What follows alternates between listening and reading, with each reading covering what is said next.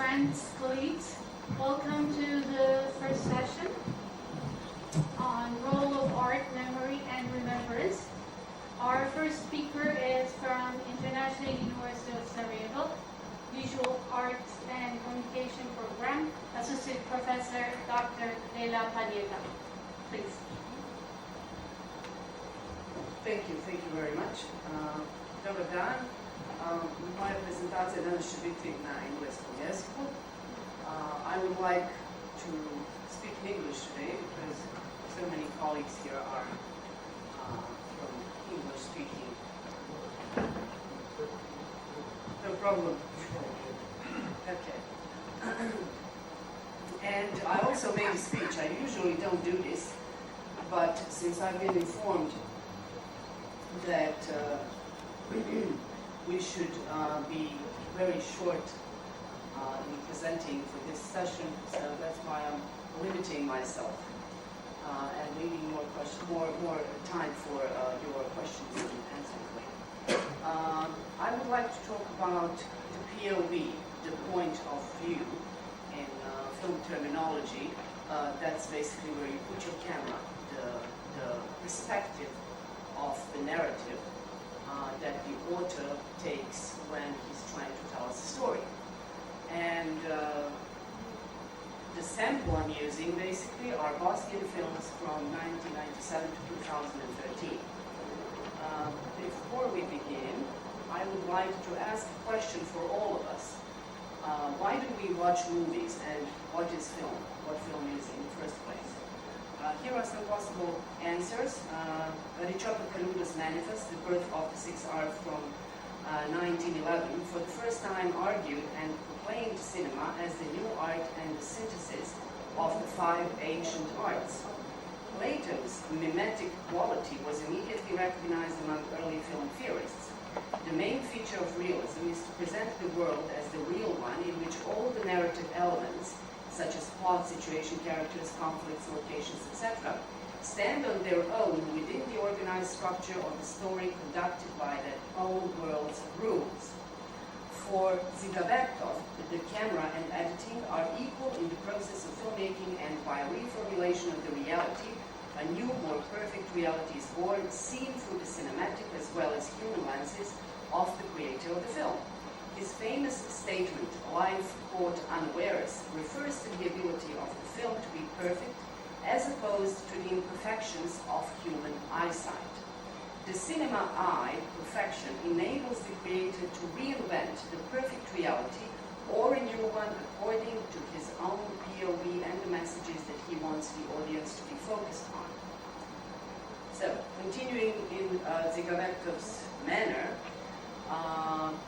I would like to give you a very simple example of what cutting and editing reality is in film.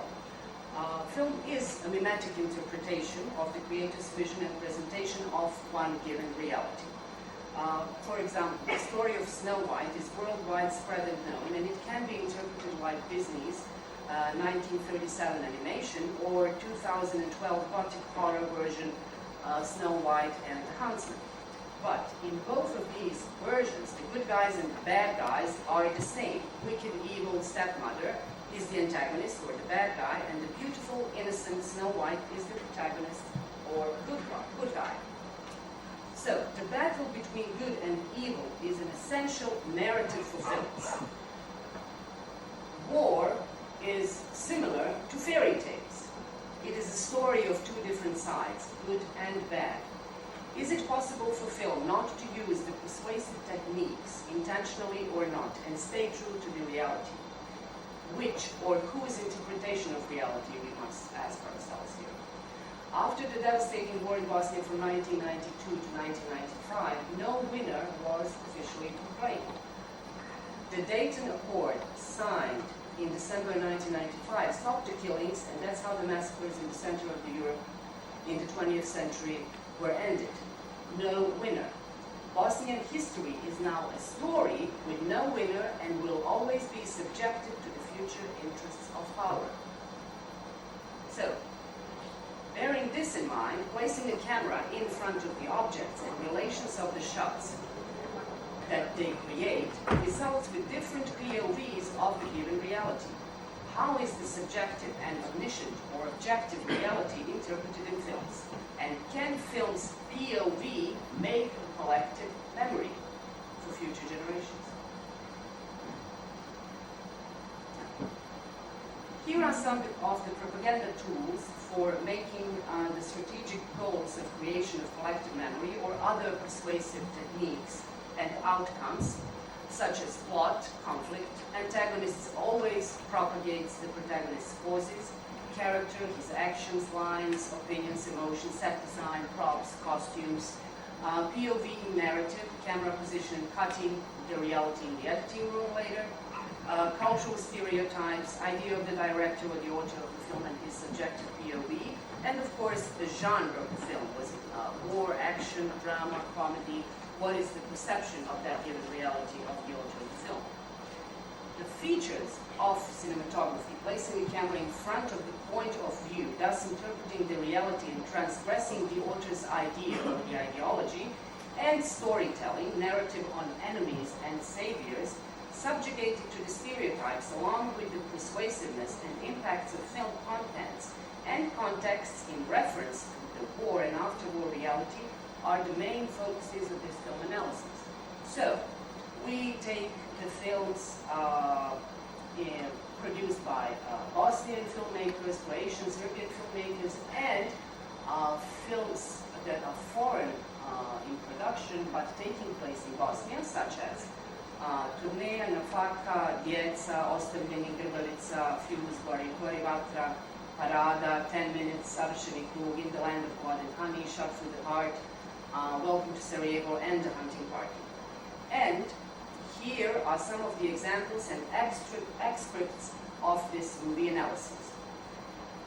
The fake set design of the fighting scene background in which the glass windows are intact can be easily detected in 2011 in the Land of Blood and Honey by someone who has witnessed the siege of the European city at the 20th century.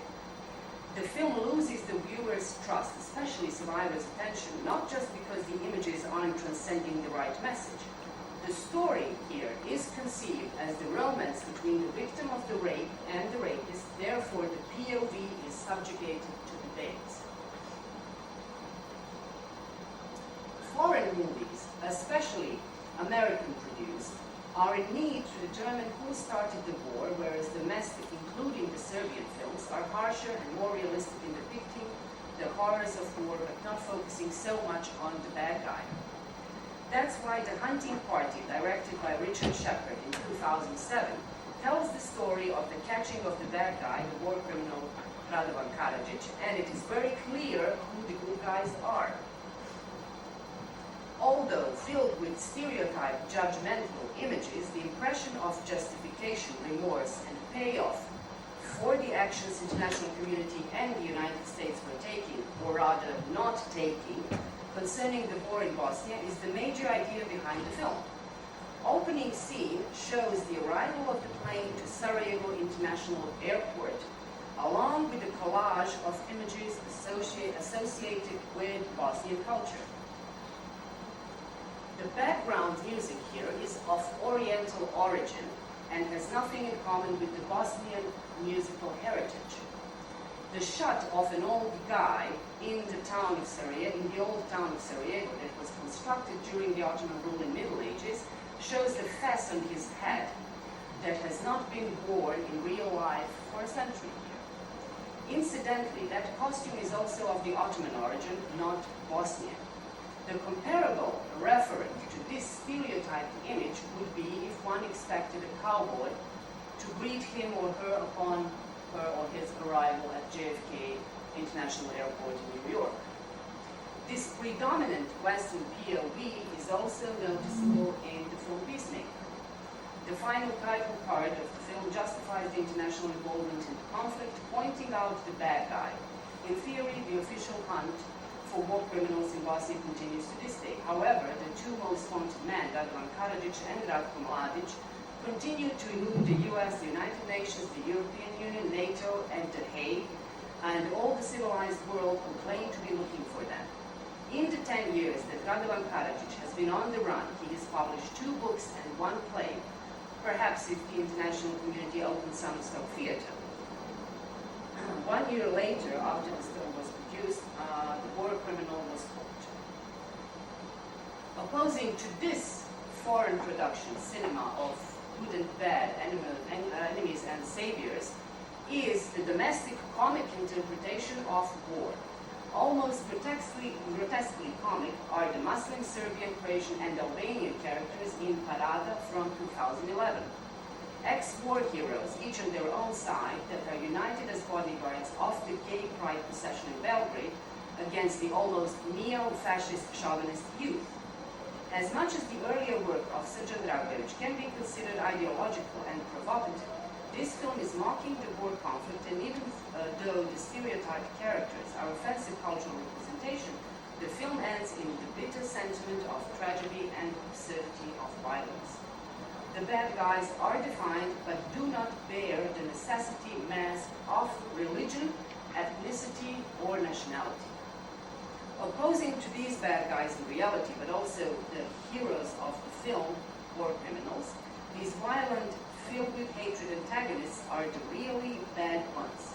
The concept of someone else outside being the ugly one, such as international community or fate itself, or almost like hamartia, tragic full concept in narrative, is evident in 2010 snuff Serbian film Subjektivno.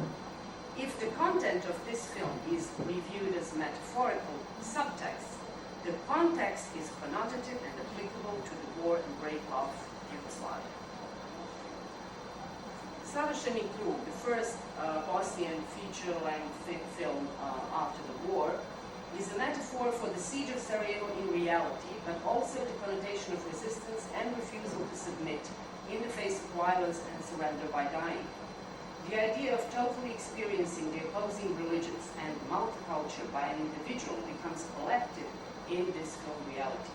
Shot on locations devastated by the shelling, the set designs are ideological, but also witnesses of documented reality because they become a certain historical reality.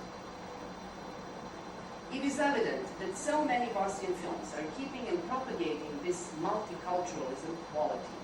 Characters are of different national and religious backgrounds, and not necessarily the bad guy is always aggressor or soldier.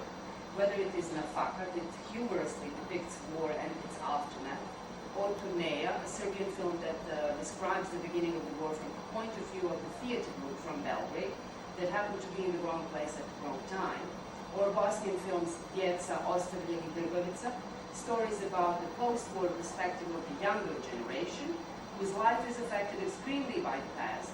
All of these movies are not openly propagating either side in conflict, but rather sophisticated ideological opinions and views are subtly given through the characters' behaviors and actions. The bad guys are stated clearly, but not insisted upon. The memory of enemies and victims is changeable in films as in reality, but one adamant position of authors of these films stands. War was unnecessary, there were no winners, and it was all for nothing. The Bosnian understanding of what the war was like for a common citizen is best explained in the tragically ending comedy Fuse, Goribacha from 2003. The film is not negating the fact that the Serbs were the bad guys in the war, but also portrays some Bosnian Muslims in the post-war period as corrupted and morally devastating. I'm going to show now a clip from this film.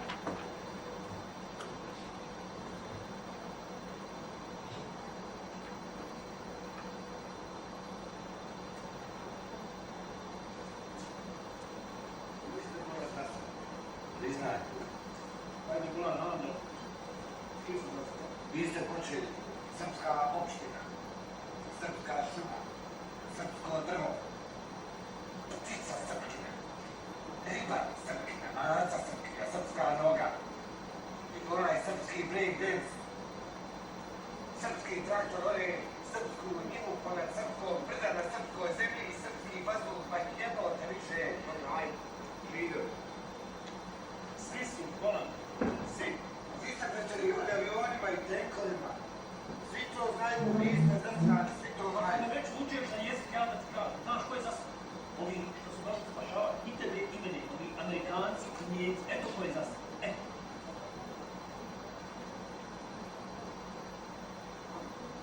Šta ti stalno šutiš? Šta ti misliš o sve ovo? Šta je pitam te samo šta misli na sve ovome, samo da čuje kako govori.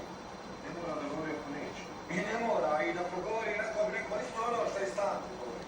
Ti Hando svoje zamisliš tako to radi. Šta sam tako zamislio? Šta, bombe, ja, logo? Jesam to ja zamislio? Nisam i ja zamislio, nisam i ja zamislio. Šta si bio tamo? Gdje su to zamišljali? Bio sam sa svojim, šta je? Slavko, ja nisam tvoj. Znaš ti, Hando, dobro, šta sam ja mislio, znaš? Šta znam? Šta treba da znam da je on tvoj zato što je Srbima, Faruk ja nismo tvoj zato što nismo Srbi, jel to treba da znam, da je to? Ajde, izgleda ovako manje. Ilgorak je takva dobrina, svak u svoj kavez. A učili smo svi zajedno.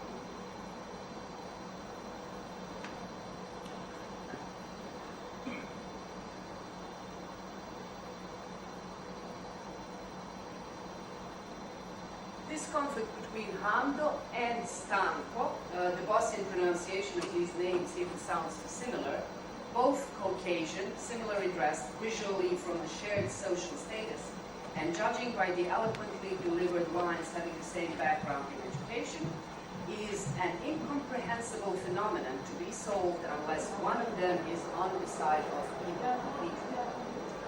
To conclude this with Nichols, author of the engaging cinema, ideology describes the lens through which individuals see and understand how they fit into the social world around them. There is, in fact, no guarantee that a given work will have a specific effect or generate a given response.